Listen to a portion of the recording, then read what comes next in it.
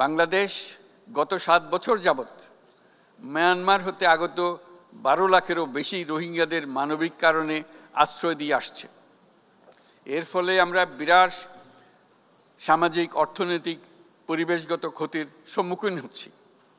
মায়ানমারের অভ্যন্তরীণ সমস্যা থেকে সৃষ্ট এই সংকট বাংলাদেশ ও আমাদের অঞ্চলের জন্য প্রথাগত ও অপ্রথাগত উভয় ধরনের নিরাপত্তা ঝুঁকির কারণ হয়ে দাঁড়িয়েছে। মায়ানমার থেকে বাংলাদেশে বলপূর্বক বাস্তুচ্যুত রোহিঙ্গাদের সহায়তা করতে আমরা অঙ্গীকারবদ্ধ।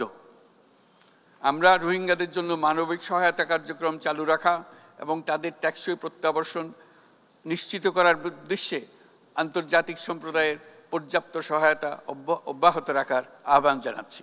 রোহিঙ্গাদের সাথে সংগঠিত হওয়া ব্যাপক ভিত্তিক মানবাধিকার লঙ্ঘনের জন্য আন্তর্জাতিক বিচার আদালত এবং আন্তর্জাতিক অপরাধ আদালতে চলমান বিচার প্রক্রিয়ার মাধ্যমে ন্যায় বিচার নিশ্চিত করাও সমানভাবে গুরুত্বপূর্ণ।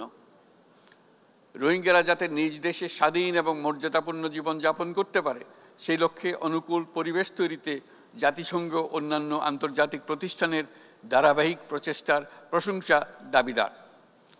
এই লক্ষ্যে রোহিঙ্গারা যাতে পর্যাপ্ত নিরাপত্তা ও অধিকার নিশ্চিত করে তাদের নিজ ভূমি রাখাইনে ফিরে যেতে পারে তার পথ সুগম করা অত্যন্ত দরকার।